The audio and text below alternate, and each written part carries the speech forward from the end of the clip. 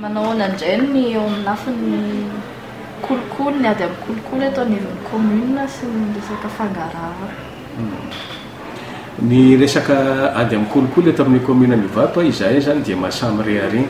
fa isan'ny commune tena mahasahy miady amin'ny kolokolo ary tsy ahitana taratra kolokolo. Ny fanaovana kolokolo dia marina fa iny miafina antsisika antselika ianananina nomezana ny tsolotra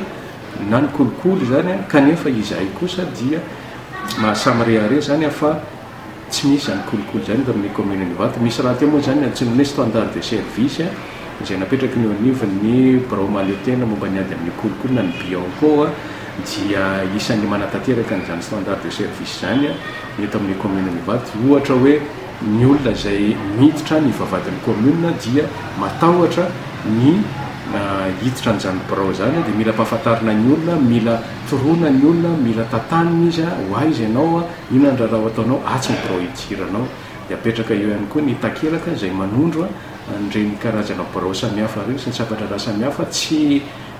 ampatahotra ny olona zany ka asarika azy mety hoe anolotra tsolotra ary asarika ampiasa ihany koa mety handray an'izay tsolotra izay no tsy fahafantaran'ny olona ny asa. Dia ny atao amin'ny commune Nivato ihany koa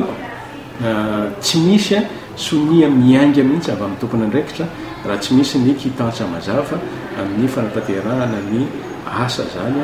dia eo de ihany koa moa zany ny informatisation ny sabatra raha samihafa tao anatin'ny commune Nivato izay nezahana napetraka tamin'izao fitantanana be ny tanàna vaovao izao ka voara-maso avokoa